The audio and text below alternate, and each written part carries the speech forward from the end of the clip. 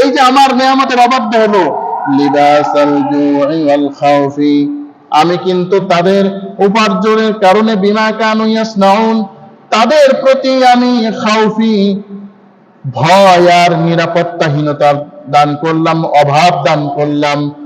ওই লোকেরা ক্ষুধার কারণে খুব অভাবগ্রস্ত হয়ে পড়ল, ওই লোকেরা নিরাপত্তাহীন হয়ে গেল। আল্লাহ পাক এখানে বলতে চান, ও কোরাইশের লোক। তো আমরা এই কোরাইশ থেকে কয়েকটি জিনিস শিখলাম। এক নম্বরের শিক্ষা হচ্ছে, আল্লাহ তাআলার ইবাদত যদি কেউ করে, তাহলে আল্লাহ তাআলা তার দুনিয়া ও আখিরাতের জন্য যথেষ্ট হয়ে যাবে। ওয়ামান ইয়াতাওয়াক্কাল আলাল্লাহি ফাহুয়া হাসবুহ, আল্লাহর উপরে যে নির্ভর করবে, আল্লাহ তার জন্য যথেষ্ট হয়ে যাবে। সুবহানাল্লাহ। সুতরাং যারা আল্লাহর ইবাদত করবে, আল্লাহ তাদের খাওয়া পড়ার ব্যবস্থা করবেন, আল্লাহ তাদেরকে না খাইয়ে মারবেন না। দুই নাম্বার, আল্লাহ রাব্বুল আলামিন যারা আল্লাহর ইবাদত করবে, তাদেরকে আল্লাহ পাক নিরাপত্তার ব্যবস্থাও করবেন, অর্থাৎ আল্লাহ পাক তাদেরকে ভয় ভীতি হতে নিরাপত্তা দান করবেন, এমনকি অনেক রোগ বালাই থেকেও আল্লাহ হেফাজত করবেন। আমরা আজকে যে সূরাটি নিয়ে আলোচনা করব তাফসিরে, সেই সূরাটির নাম হচ্ছে সূরা আল কুরাইশ। এই কুরাইশের এই সূরার মধ্যেও আল্লাহ রাব্বুল আলামিন কুরাইশদের প্রতি আল্লাহ তাআলার অনুগ্রহ সম্পর্কে আলোচনা করছেন।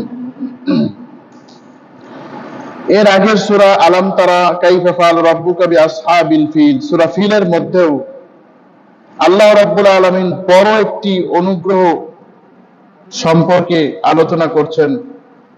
কুরাইশদের সচেতন করে দিচ্ছেন যে, কুরাইশেরা তোমরা একটুখানি সতর্ক হও। এই যে সেদিন তোমাদেরকে আমি কত বড় দয়া করলাম, কত বড় অনুগ্রহ করলাম, তোমাদেরকে আমি হস্তি বাহিনী থেকে রক্ষা করলাম, তোমাদের কোনো সৈন্যবাহিনী ছিল না, তোমরা ছিল প্রায় নিরস্ত্রই বলা যায়।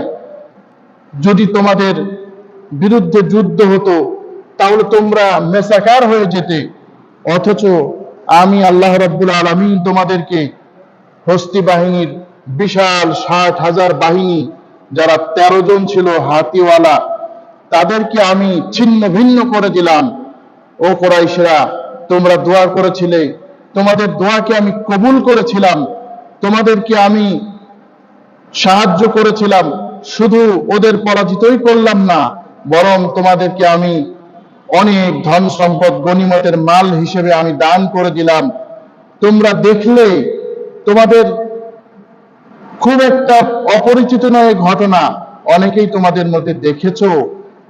হে মানুষ, হে কুরাইশের লোকেরা, তোমাদের কি হলো? এই আমার পক্ষ থেকেই তো একজন নবী, একজন রাসূল এসেছিলেন, যার জীবনের প্রথম 40টি বছর তোমরাই তাকে আল আমিন হিসেবে ঘোষণা করলে, তোমরাই তাকে আস-সাদিক হিসেবে ঘোষণা করলে। এখন তোমাদের কি হলো?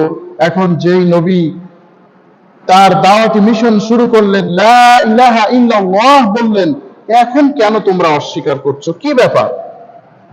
ওই কুরাইশদের, ওই আব্রাহার হাতিওয়ালাদেরকে যিনি ধ্বংস করতে পেরেছিলেন, তোমাদেরকে ধ্বংস করতে কি দেরি লাগবে? আল্লাহ রাব্বুল আলামিন কুরাইশদের এই নসিহত করছেন। এই সূরার মধ্যেও আল্লাহ রাব্বুল আলামিন কুরাইশদেরকে আরো কিছু অনুগ্রহের কথা তিনি স্মরণ করিয়ে দিচ্ছেন। আল্লাহ রাব্বুল আলামিনের দয়ার কথা তিনি স্মরণ করিয়ে দিচ্ছেন। আল্লাহ পাক কি বলছেন? লিইলাফি কুরাইশ, কুরাইশদের আসক্তির কারণে। কুরাইশদের আসক্তি রয়েছে। আমরা আগে একটু আলোচনা করতে চাই যে কুরাইশ কারা। কুরাইশ হচ্ছে ইসমাঈল আলাইহিস সালাতু ওয়াস সালামের একজন সন্তান ছিল, যার নাম ছিলেন ফেহের। এই ফেহেরের আরেক নাম হচ্ছে কুরাইশ। আবার কেউ কেউ বলেন তার অন্যতম একটা বংশধর ছিল নজর, এই নজরের নাম হচ্ছে কুরাইশ। তো এখান থেকেই কুরাইশ বংশের উৎপত্তি, এখান থেকে আসলে কুরাইশ বংশের শুরু। কুরাইশ বংশের এখান থেকেই আসলে সূত্রপাত। তো এই কুরাইশ বংশ এখান থেকেই সূত্রপাত হয়, এবং এখান থেকে কুরাইশ বংশের 10টি গোত্র এই কুরাইশ বংশ থেকে বের হয়, শাখা প্রশাখা বের হয়। অনেক 10টি গোত্র ছিল: হাশেম, নওফেল, বনু উমাইয়া, বনু আব্দ শামস, বনু তামিম, বনু আদি, এই ধরনের অনেক গোত্র কুরাইশ বংশ থেকে বের হয়। তো এই কুরাইশ বংশের এখান থেকে উৎপত্তি বলে ওলামায়ে কেরাম বলছেন। এখন আমাদের দেশে তো আমরা আওলাদে রাসূল দেখলেই পাগল হয়ে যাই। আমাদের দেশে অনেকেই আওলাদে রাসূল হিসেবে দাবি করে। এখন প্রশ্ন হচ্ছে, এরা কতটা আওলাদে রাসূল, রাসূলের বংশ তাদের সাথে কতটা মিলে, এটা তো আর চেক করা মুশকিল। কিন্তু আওলাদে রাসূলের নাম করে অনেক ভুয়া, অনেক কিছু আমরা দেখি। আওলাদে রাসূলের নাম করলে মানুষ মুরিদ হয়, আর এই সুযোগে তারা শিরিক করে আর বিদআতের সাথে যুক্ত অনেক কাজ আমরা দেখি। যেমন আমাদের দেশে এই খাজা বাবার নাম নিয়ে অনেক ব্যবসা বাণিজ্য চলে। মঈনুদ্দিন চিশতির নাম নিয়ে চিশতিয়া তরিকা করে অনেক ব্যবসা বাণিজ্য তারা করেন। নামাজ নাই, রোজা নাই, কিচ্ছু নাই, কিন্তু নাম দিয়েছে চিশতিয়া তরিকা। এদের নাম ধরে ধরে তারা ভাঙিয়ে ভাঙিয়ে খায়। ওই রকমই আওলাদে রাসূল হলেই যে একটা ব্যক্তি জান্নাতে যাবে তার কিন্তু কোনো ভিত্তি নাই। যেমন আবু জেহেল তো আওলাদে রাসূল, আবু লাহাব তো আওলাদে রাসূল, তারপরে আরো কতজন আওলাদে রাসূল আছে। এরা কি জান্নাতে যাবে কেউ কি বলবে নাকি? কেউ বলবে না। এজন্য বংশের হলেই যে ওই ব্যক্তি জান্নাতি, বংশের হলেই যে ওই ব্যক্তি একেবারে জাহান্নাম থেকে মুক্ত, তা কিন্তু বলা যায় না। আল্লাহ নবী সাল্লাল্লাহু আলাইহি ওয়াসাল্লাম বলেছেন, হে ফাতেমা, আনকিদি নাফসাকা মিনান নার, নাফসাকি মিনান নার, হে ফাতেমা, তুমি তোমাকে জাহান্নাম থেকে বাঁচাও। আমি মুহাম্মদ সাল্লাল্লাহু আলাইহি ওয়াসাল্লাম তোমার কোনো উপকার করতে পারবো না। সুতরাং আজকে আল্লাহর নবীর আওলাদ, কলিজার টুকরা ফাতিমাতুজ জহরা রাদিয়াল্লাহু তাআলা আনহা যদি তার পিতার থেকে কোনো দয়া পাওয়ার ঘোষণা মানে গ্যারান্টি না থাকে, তাহলে আপনি আমি কোন পীরের মুরিদ হয়ে গেলাম যে পীরের মুরিদ হলেই আপনি আমি জান্নাতে চলে যাব? কে বলছে? যাই হোক, তো এ থেকে কুরাইশ বংশের উৎপত্তি। আবার কেউ কেউ বলেন যে কুরাইশ বংশ তাকরিশ অর্থাৎ জমা করা। কুরাইশ বংশের আল্লাহর নবীর একজন পিতামহ ছিল যার নাম ছিল কুসাই ইবনুল কিলাব। ওই কুসাই ইবনুল কিলাব সিদ্ধান্ত নিল যে কুরাইশ বংশরা একেবারে বিচ্ছিন্ন ভাবে আছে। কুরাইশ বংশ একেবারে কেমন জানি এইদিকে একটা ওইদিকে একটা, কোনো ঐক্য নাই। তো কুরাইশ বংশকে তিনি চাইলেন যে কুরাইশ বংশকে আমি ঐক্যবদ্ধ করব, কুরাইশ বংশকে আমি একেবারে সুন্দর করে যাতে তারা এক বসতি হয়ে থাকতে পারে। দেখেন, আগেকার মানুষও চাইতো যে তারা এক হয়ে থাকবে। এই কথার ভিত্তিতেই কিন্তু আল্লাহ পাক মুসলমানদেরকে এক হওয়ার নির্দেশ দিয়েছেন। ওয়াতাসিমু বিহাবিলিল্লাহি জামিআন ওয়া লা তাফাররাকু, তোমরা আল্লাহ তাআলার রজ্জুকে শক্ত করে ধরো, বিচ্ছিন্ন হয়ো না। আজকে দেখেন মুসলমান এক নাই। মুসলমানরা আজকে একে অপরকে গালি দেয়, একে অপরকে কাফির বলে, একে অপরকে ফাসিক বলে, একে অপরকে ইহুদিদের দালাল বলে। এই মুসলমানদের এই পুরা কপাল এই জন্যই তো হয়েছে। যাই হোক, তো তিনি সিদ্ধান্ত নিলেন যে কুরাইশ বংশকে একত্রিত করবেন। তখন তিনি যেখানে যে কুরাইশ বংশ ছিল সবাইকে তিনি একত্রে করে বাইতুল্লাহ কেন্দ্রিক জীবন যাপনের একটা ব্যবস্থা করে দেন। এখানে তার একটি উদ্দেশ্য ছিল যে তারা মসজিদে হারামের খেদমত করবে, মসজিদে হারামে তারা খেদমত করবে, আল্লাহর ঘরে দেখাশোনা করবে। খালেস উদ্দেশ্য। যদিও আমাদের দেশে আমরা অনেকে মসজিদকে দেখাশোনা তো করি, কিন্তু কিছু নাম থাকে নির্বাচনের কারণে বা অনেক ক্ষমতার কারণে আমরা হাজি সাহেব, আলহাজ, এগুলো নাম করব। মক্কার লোকেরা জাহেল হওয়া সত্ত্বেও তাদের কিন্তু এই নিয়ত ছিল না। তারা শিরিক করতো ঠিকই, কিন্তু তারা মনে করত যে না, আমরা আল্লাহর ইবাদত করব, আল্লাহর ঘরকে আল্লাহর জন্য সংরক্ষিত করব। সুতরাং এই জন্য এই আল্লাহর ঘরের খেদমত করার জন্যই তিনি প্রধানত সবাইকে একত্রিত করেন। দ্বিতীয় যে একত্রিত করেন, এর অন্যতম কারণ হচ্ছে যে যাতে মক্কা শরীফ যেহেতু কেন্দ্রে ছিল, এখান থেকে বাইরের বিভিন্ন মাল সামান আসতো। সুতরাং তারা সিদ্ধান্ত নিল যে না, যদি আমরা এক জায়গায় থাকি, তাহলে এখান থেকে যে মালটা আসবে আমরা কিনে নিতে পারবো। আবার যারা খরিদ্দার আসবে কেনার জন্য, আমরা এখানে মালগুলি বিক্রি করতে পারবো। এজন্য তিনি এই কুরাইশ বংশকে একত্রিত করে মক্কায় থাকার ব্যবস্থা করেন। এখান থেকেও কুরাইশ বংশের নাম, কুরাইশ বংশের উৎপত্তি বলে মুফাসসিরিন কেরাম উল্লেখ করেছেন। তো আল্লাহ পাক রব্বুল আলামিন কি বলছেন এখানে, ইলাফি কুরাইশ, কুরাইশদের আসক্তির কারণ, ইলাফিহিম রিহলাতাশ শিতাই ওয়াস সাইফ, তাদের আসক্তি রয়েছে শীতকাল এবং গ্রীষ্মকালে ব্যবসায়িক সফরে যাওয়ার।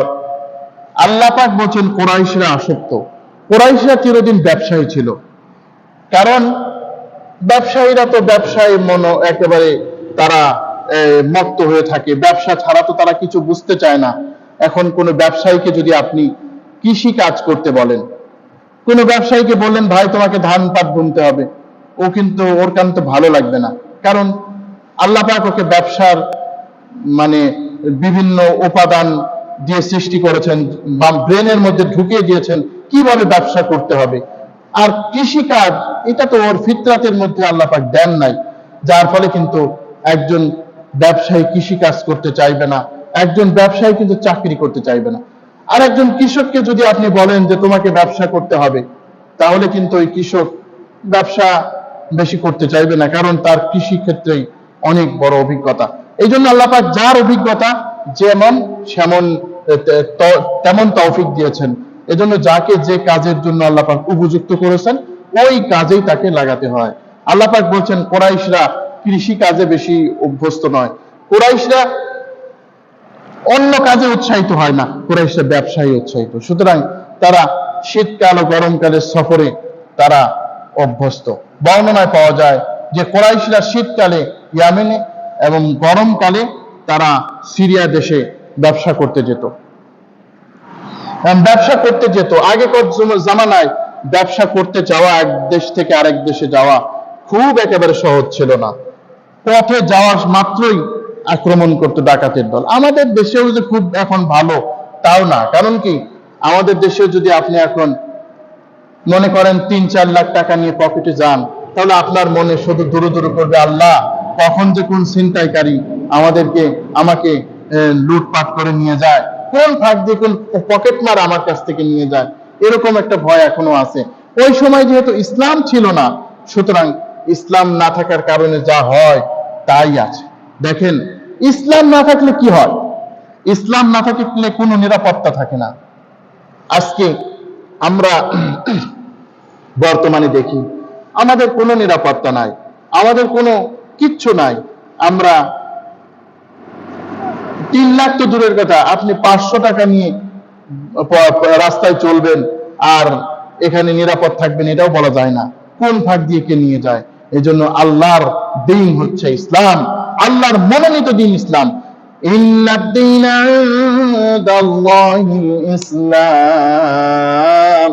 আল্লাহ রাব্বুল আলামিন বলেন আমার নিকট একমাত্র মনোনীত ধর্ম হচ্ছে ইসলাম। সুবহানাল্লাহ। এই ইসলাম যদি কায়েম হয় তাহলে সব কিছু কায়েম হয়ে যাবে। এই ইসলাম কায়েম আছে সৌদি আরবে, কিছুটা পরিপূর্ণ নাই, তারপরেও সৌদি আরবে দেখেন কত সুন্দর শান্তি, কত সুন্দর নিরাপত্তা, মানুষ চলাফেরা করছে, জিনিসপত্র নিয়ে চলাফেরা করছে, মানুষ অবাধে ঘুরে বেড়াচ্ছে। এবং আল্লাহর নবীর একটা হাদিস রয়েছে, ভবিষ্যৎবাণী রয়েছে। হযরত আদি ইবনে হাতেম রাদিয়াল্লাহু তাআলা আনহু তার থেকে একটি বর্ণনা পাওয়া যায়।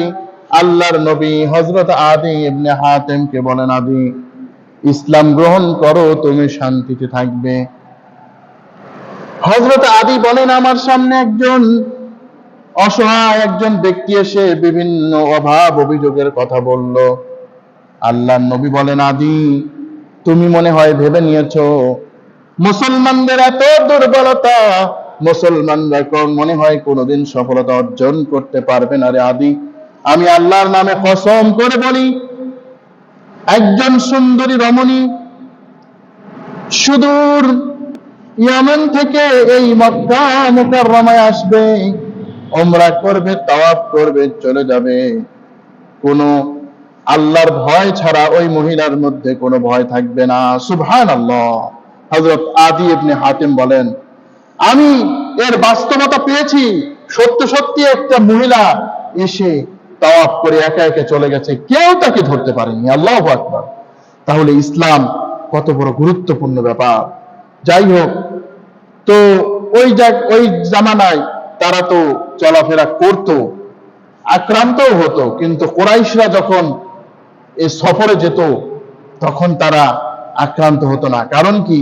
কুরাইশরা হচ্ছে কাবার খাদেম, কুরাইশরা হচ্ছে আল্লাহর ঘরের পাহারাদার।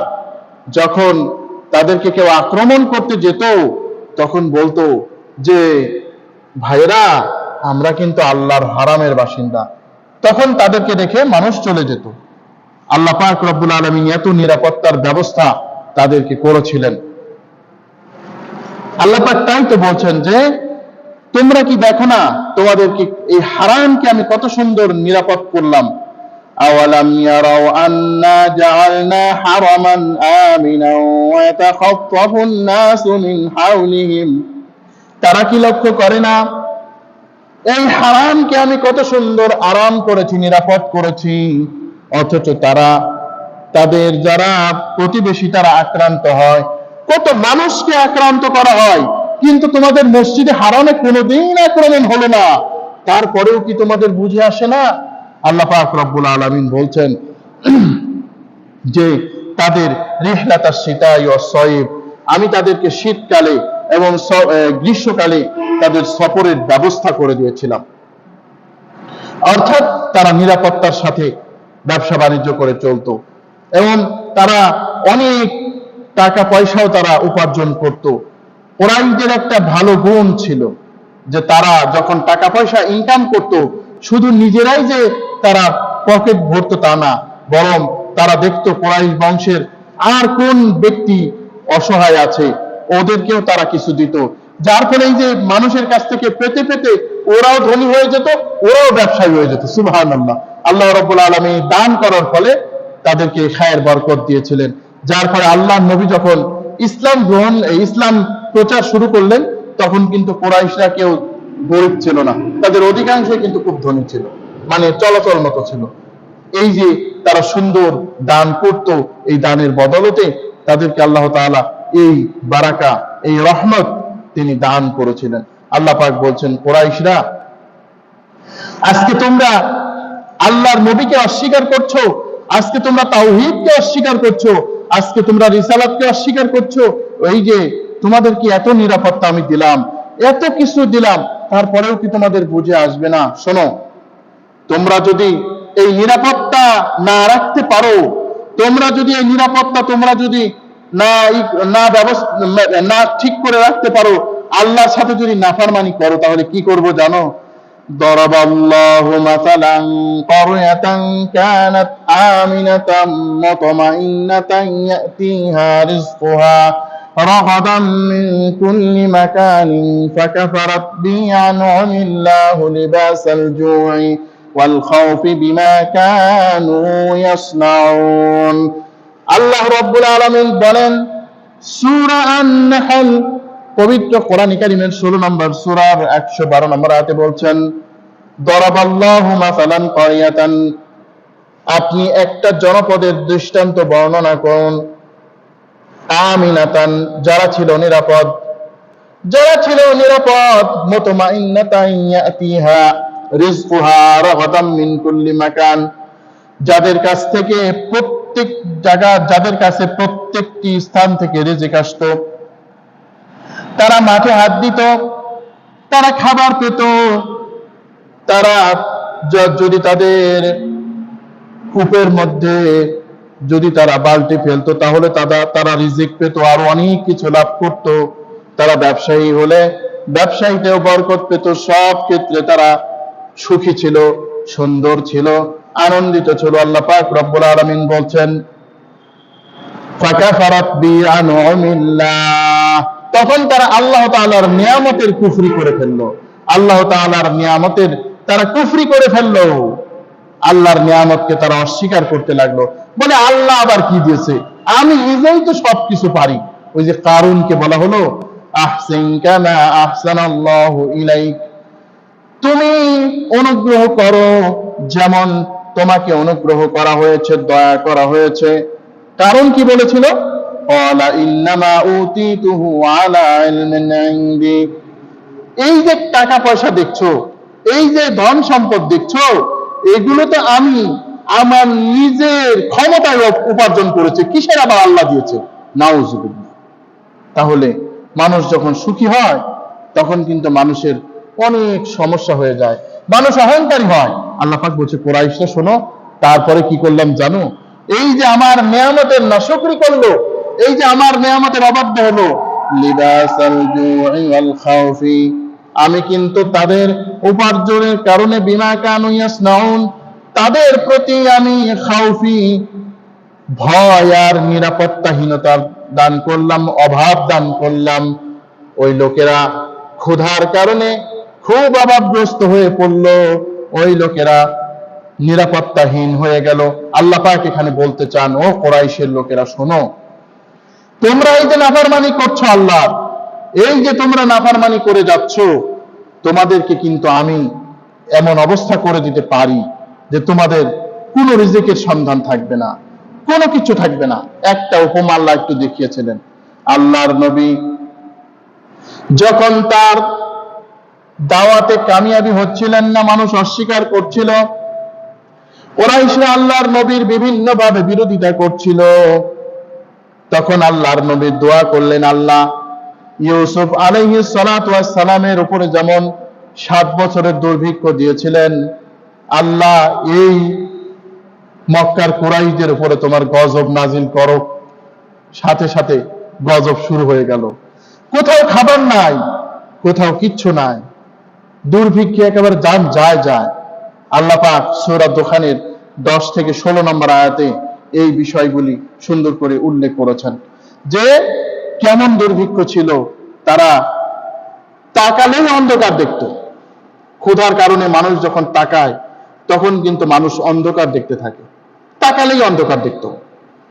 যখন দেখলো যে কোনো উপায় নাই আর, তখন মুহাম্মদ সাল্লাল্লাহু আলাইহি ওয়াসাল্লামকে বলে, মুহাম্মদ, তোমার বিরোধিতা আমরা যাই করি কিছু মনে টনে করি না, তুমি একটু দোয়া করো যাতে আল্লাহ তাআলা আমাদের একটু বরকত দান করেন।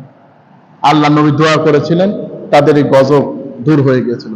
আল্লাহ পাক বলছেন যে এই ধরনের কাজ আমি কিন্তু করতে পারি। আল্লাহ পাক আমাদেরকেও সতর্ক করছেন যে তোমাদেরকে যে নিয়ামত দান করেছি, তোমাদের তোমাদের ব্যবসার মধ্যে বরকত দান করেছি, তোমাদের কৃষিকাজে বরকত দান করেছি, তোমাদের দেশকে খাদ্যশস্য ভর্তি করেছি, কি না করেছি তোমাদের। এখন তোমরা আমার নিয়ামতের নাশকরি করছো। নামাজের সময় হলে নামাজ বাদ দিয়ে তোমরা আনন্দ ফুর্তি করো, দুনিয়াবি নিয়ে ব্যস্ত আছো। তোমাদেরকেও কিন্তু আমি ওইভাবে করতে পারি। এই যে করেছিলেন না, কিছুদিন আগেই তো বৃষ্টিতে একেবারে হাহাকার হয়ে গিয়েছিল, বৃষ্টির অভাবে হাহাকার হয়ে গিয়েছিল, বৃষ্টি বৃষ্টি করছিল মানুষ। আল্লাহ পাক তাই তো বলছেন, قل أرأيتم إن أصبح ماؤكم غورا فمن يأتيكم بماء معين قل أرأيتم, হে নবী আপনি বলুন, তোমরা কি ভেবে দেখেছো, ইন আসবাহা মাউকুম, যদি তোমাদের এই পানির যে ব্যবস্থা আছে তা যদি তোমাদের এই যে মাটির ভূগর্ভে চলে যায়, অনেক গভীরে চলে যায়, আল্লাহ ছাড়া তোমাদেরকে কে পানি এনে দেবে একটু বলো। সুতরাং আল্লাহ পাক বলছেন নাফরমানি করো না। লিইলাফি কুরাইশ ইলাফিহিম রিহলাতাশ শিতাই ওয়াস সাইফ ফালইয়াবুদু রাব্ব হাযাল বাইত ফালইয়াবুদু, তারা যেন এই ঘরের মালিকের ইবাদত করে। কোন ঘর? কাবা ঘর। কাবা, যে কাবা আজকে আমাদের অন্যতম বাসনা। আল্লাহ পাক কি বলছেন? ফালইয়াবুদু রাব্ব হাযাল বাইত, তারা যেন এই কাবা ঘরের মালিকের ইবাদত করে।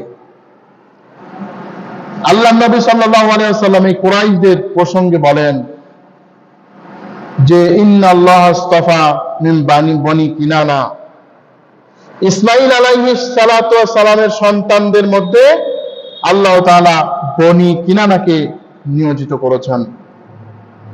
করেছেন, মনোনীত করেছেন। অস্তফা মিন বনি হাশেম, বানি হাশেম, আল্লাহ পাক এরপর বনি হাশেমকে আমার জন্য তিনি মনোনীত করেছেন। অর্থাৎ কুরাইশ বংশ একটি সম্মানিত বংশ। আল্লাহ পাক বলছেন তোমরা সবসময় সম্মানিত ছিলে, আরো থাকবে।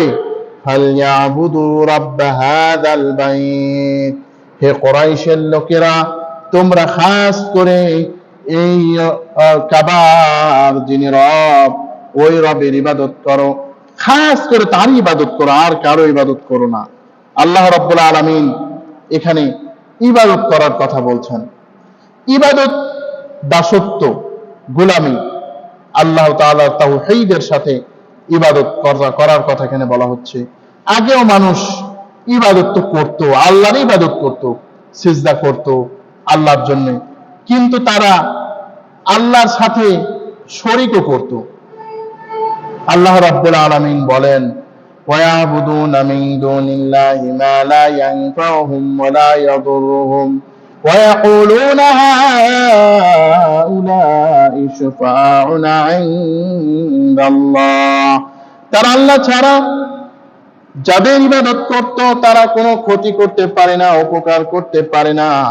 وَيَقُولُونَ هَؤُلَاءِ, তারা বলে শুফাআউনা ইনদাল্লাহ, এরা হচ্ছে আমাদের জন্য আল্লাহর কাছে পৌঁছানোর একটা সিঁড়ি। আল্লাহর কাছে তো পৌঁছাতে এমনি এমনি পৌঁছানো যায় না, কোনো ভাড়া লাগে না, সিঁড়ি লাগে। আমাদের সমাজেও বলে যে তোমার মতো মানুষ কি আল্লাহর কাছে পৌঁছাতে পারে নাকি? এই যে কিছু পীর সাহেব মাধ্যম আছে, ভায়া আছে, এদেরকে ধরো, এদেরকে ধরলেই তুমি জান্নাতে পৌঁছে যাবে, নাউজুবিল্লাহ। অনেকে আবার বলে যে কিয়ামতের দিন আমি যদি দুই পীরের মুরিদ হই, একজন ধরবে ডান হাত, আরেকজন ধরবে বাম হাত, দুই পীর যা জান্নাতে একেবারে এইভাবে নিক্ষেপ করে দেবে, আর আমি জান্নাতে পৌঁছে যাব। কি আরামের কথা! আমাদের সমাজে এক শ্রেণীর, সবাই না, সবাই কিন্তু এরকম ধর্মের নামে আন্দাজে কথা বলে না। কয়েকজন কিছু পীর আছে ভালো ভালো কথাও বলে, কিন্তু অধিকাংশই দেখা যায় মুরিদানদেরকে বোঝায় যে তোমরা তো পাপী, তোমরা তো গুনাহগার, তোমরা খাতাকার, তোমরা কি আল্লাহকে এমনি পাও নাকি? আল্লাহকে পাওয়ার জন্য তোমরা একটু ওসিলা তালাশ করো। এরা হচ্ছে আল্লাহর ওসিলা, সিঁড়ি, এদের উপরে পা রেখে জান্নাতে যায়, নাউজুবিল্লাহ।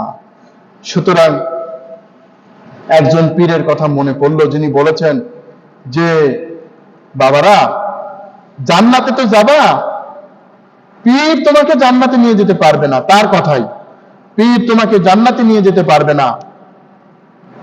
পীরই কোথায় যাবে তার কোনো ঠিক নাই, কিন্তু তোমরা যদি একটু আমার ওসিলা করে একটু ভালো আমল করতে পারো, তাহলে কিন্তু হয়তোবা আল্লাহ পাক তোমাদের এই খেদমতের জন্য আমাকেও মনোনীত করে। এইরকম ভালো পীরও কিন্তু আছে। পীর মানে একেবারে সব একেবারে নাজায়েজ হয়ে গেছে, একেবারে সব শয়তান, এরকম ধারণা করার কোনো কারণ নাই। খুব ভালো পীরও আছে, কিন্তু অনেক কম ভালো পীর এরকম রয়েছে, হয়তোবা হাজারে এক আধজন আছে। কিন্তু অধিকাংশই মানুষকে শিক্ষা দেয় যে আমরা হলাম আল্লাহর এজেন্ট, শোনো, এই আল্লাহ ওয়ালাদের ওসিলায় পার হয়ে তোমরা জান্নাতে প্রবেশ করতে পারবে। সুতরাং আল্লাহ পাক এই কুরাইশদের ওই চিত্র উল্লেখ করছেন যে কুরাইশরা ইবাদত তো করতো আল্লাহ, ঠিক আছে, কিন্তু দেখা গেল যে সফা আর মারওয়ায় দুইটা মূর্তি তারা রেখেছিল। সফায় যাকে রাখতো তার নাম হলো আসফ, এসফ, আর মারওয়ায় নাইলা, অর্থাৎ দুই মূর্তি দুই জায়গায় ছিল।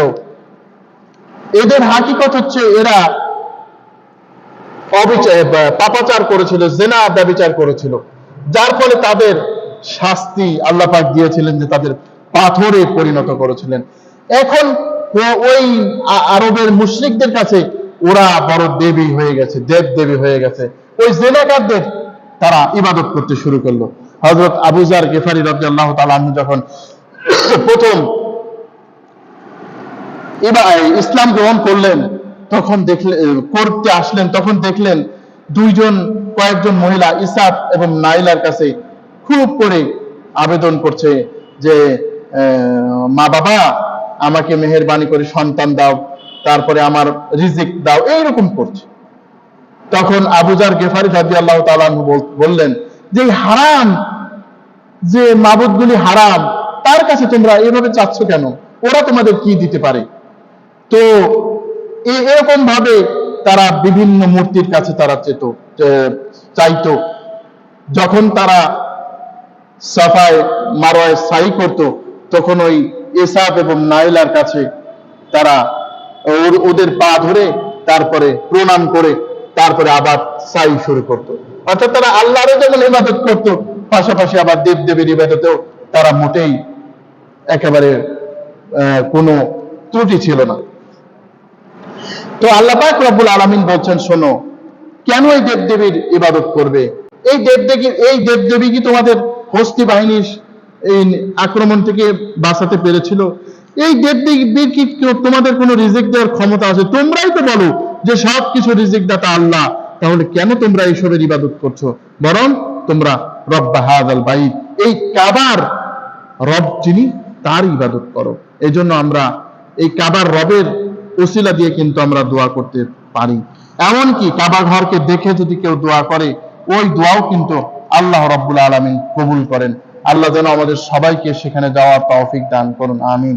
এবারে আল্লাহ পাক কেন তার ইবাদত করবেন এই বিষয়টি বলছেন, আল্লাযী আত'আমাহুম মিন জু'ইন ওয়া আমানাহুম মিন খাউফ, যিনি তোমাদেরকে ক্ষুধায় খাবার দিয়েছেন আর যিনি ভয়ের সময় তোমাদেরকে নিরাপত্তা দান করেছেন। আত'আমাহুম মিন জু', ক্ষুধায় তিনি তোমাদেরকে খাবার দিয়েছেন। যখন তোমাদের এই দেশটা ছিল মরুভূমি, কিচ্ছু ছিল না, তোমাদের আবাদ ছিল না, শস্য হতো না, খাদ্য হতো না, পানি ছিল না, তোমাদেরকে আমি কত সুন্দর করে রিজিকের ব্যবস্থা করে দিলাম। তোমাদের এই হারামে মানুষ দলে দলে মানুষ ইবাদত করার জন্য আসে, এমন ইবাদত আমি ব্যবস্থা করে দিলাম হজের, যে হজটা আর কোনো জায়গায় করা যায় না। এই হজ কোনো খানকা শরীফে করা যায় না, দরবার শরীফে করা যায় না, কোনো মসজিদে করা যায় না। হজ করতে হলে এই কাবায় আসতে হয়। আল্লাহ পাক বলছেন, এই যে কাবায় তোমাদের জন্য হজ করার জন্য তোমাদের কাছে মানুষ আসতো, এখান থেকে তোমরা কত রিজিক আল্লাহ পাক তোমাদেরকে দান করেছিলেন, কত রিজিক দান করেছিলেন। এখনো আরবরা যে ধনী, এই ধনী কেন হয়েছে? এই ধনী কাবার কারণেই হয়েছে, মসজিদে নববীর কারণে হয়েছে। আল্লাহ নবী ইব্রাহিম আলাইহিস সালাম তিনি মক্কার জন্য দোয়া করেছিলেন। আল্লাহ নবী ইব্রাহিম আলাইহিস সালাতু ওয়াস সালাম যখন তিনি কি করলেন, ইসমাঈল এবং তার মা হাজেরকে রেখে গেলেন, তখন আল্লাহর নবী সাল্লাল্লাহু আলাইহি ইব্রাহিম আলাইহিস সালাতু ওয়াস সালাম দোয়া করলেন, রব্বি জাআল হাযাল বালাদা আমিনান, হে আল্লাহ তুমি মেহেরবানি করে এই যে তোমার ঘর, এই কাবা ঘরকে তুমি নিরাপত্তা দান করো। আল্লাহ এই কাবা ঘরকে সব ধরনের শত্রুর অনিষ্টতা থেকে তুমি বাঁচিয়ে দাও। আল্লাহ পাক রব্বুল আলামিন বলছেন, তিনি দোয়া করেছিলেন, ওয়ারযুকহুম মিনাত তামারাত, ও আল্লাহ এদেরকে রিজিক দ্বারা, ফলমূল রিজিক দ্বারা তুমি সাহায্য করো। আজকে মক্কা মুকাররমায় এমন কোন রিজিক নাই যে সেটা পাওয়া যায় না। মক্কা মুকাররমায় এমন কোনো কিছু নাই যে পাওয়া যায় না। কেন হলো? মরুভূমির দেশ। ইব্রাহিম আলাইহিস সালাতু ওয়াস সালামের রিজিক এর দোয়া আছে।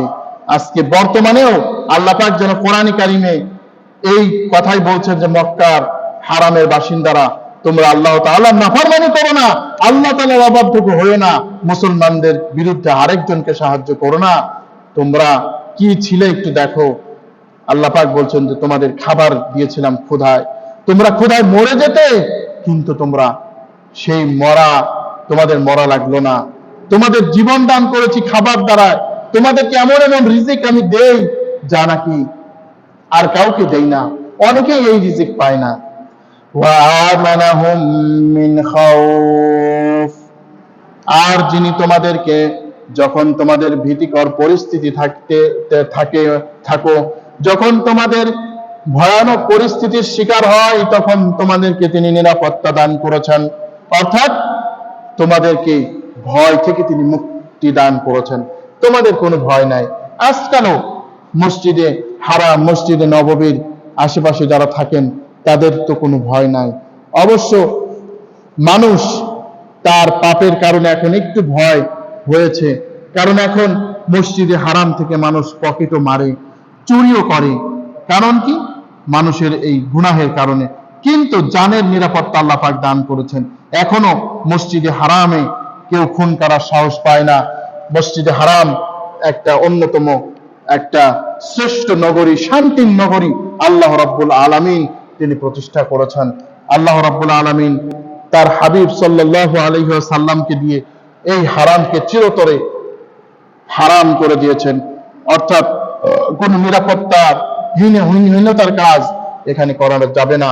আল্লাহর নবী বলেন, ইন্নাল্লাহা হাররামা মাক্কা ইয়াওমা খালাকাস সামাওয়াতি ওয়াল আরদি, নিশ্চয়ই আল্লাহ তাআলা মক্কাকে তিনি হারাম ঘোষণা করেছেন যেই দিন থেকে তিনি আকাশ ও জমিন সৃষ্টি করেছেন। অর্থাৎ এই মক্কা শুধু এখনই যে হারাম তা না, বরং আকাশ ও জমিন যেই দিন থেকে সৃষ্টি ওই দিন থেকে আল্লাহ পাকের নিকট নির্ধারিত এই মক্কা শরীফ হবে নিরাপদ। ফাহুয়া হারামুন মিন হারামিন মিল্লাহি ইলা ইয়াউমিল কিয়ামা, এই মক্কা শরীফ হারাম থাকবে কিয়ামত পর্যন্ত। এই মক্কা শরীফ হারামই থেকে যাবে। এই মক্কা শরীফে অনেক কাজ করা যায় না। কোন ব্যক্তির জন্য আল্লাহ নবী বলছেন, কোন ব্যক্তির জন্য জায়েজ না ইউমিনু বিল্লাহি ওয়াল ইয়াউমিল আখিরি, যেই ব্যক্তি আল্লাহ ও পরকালের উপরে বিশ্বাস করে ওই ব্যক্তির জন্য জায়েজ নয় যে এখানে সে রক্ত প্রবাহিত করবে, আর এমনকি এই কাবার আশপাশের কোন গাছ অন্যায়ভাবে মানুষ কাটবে, এমনও সুযোগ নাই। তবে যারা এই হারামের বাসিন্দা তাদের তো গাছ কাটতেই হবে, সেটা আলাদা কথা। কিন্তু যারা হজ উমরায় যাবে তাদের জন্য এটা বৈধ নয় যে কোনো গাছের পাতা তারা ছিঁড়বে, কোনো গাছ তারা কাটবে, এটি বৈধ নয়। সুতরাং এত নিরাপত্তা আল্লাহ পাক রব্বুল আলামিন দান করেছেন। কেমন নিরাপত্তা? ওয়ামা দাখালাহু কানা আমিনা, আল্লাহ রাব্বুল আলামিন বলেন, যেই ব্যক্তি হারামের মধ্যে প্রবেশ করবে সে অবশ্যই নিরাপদ থাকবে। সুতরাং এই হারামের মধ্যে প্রবেশ করলেই নিরাপদ থাকা যাবে, হারামের মধ্যে প্রবেশ করলেই নিরাপদ আল্লাহ পাক করে দিবেন। সুতরাং এত বড় নিরাপত্তার ব্যবস্থা আল্লাহ যিনি করেছেন, আল্লাহ পাক বলছেন, ও কুরাইশের লোকেরা, তোমরা ফালইয়াবুদু রাব্বা হাযাল বাইত, তোমরা এই ঘরের মালিকের ইবাদত করো, আল্লাযী আত'আমাহুম মিন জু'ইন, যিনি তোমাদেরকে ক্ষুধায় খাবার দিয়েছেন, ওয়া আমানাহুম মিন খাউফ, আর ভয় ভীতি থেকে যিনি নিরাপত্তা দান করেছেন। তো আমরা এই কুরাইশ থেকে কয়েকটি জিনিস শিখলাম। এক নম্বরের শিক্ষা হচ্ছে, আল্লাহ তাআলার ইবাদত যদি কেউ করে তাহলে আল্লাহ তাআলা তার দুনিয়া ও আখিরাতের জন্য যথেষ্ট হয়ে যাবে। ওয়া মান ইয়াতাওয়াক্কাল আলাল্লাহি ফাহুয়া হাসবুহ, আল্লাহর উপরে যে নির্ভর করবে আল্লাহ তার জন্য যথেষ্ট হয়ে যাবে। সুবহানাল্লাহ। সুতরাং যারা আল্লাহর ইবাদত করবে আল্লাহ তাদের খাওয়া পড়ার ব্যবস্থা করবেন, আল্লাহ তাদেরকে না খাইয়ে মারবেন না। দুই নাম্বার, আল্লাহ রাব্বুল আলামিন যারা আল্লাহর ইবাদত করবে তাদেরকে আল্লাহ পাক নিরাপত্তার ব্যবস্থাও করবেন, অর্থাৎ আল্লাহ পাক তাদেরকে ভয় ভীতি হতে নিরাপত্তা দান করবেন, এমনকি অনেক রোগ বালাই থেকেও আল্লাহ হেফাজত করবেন।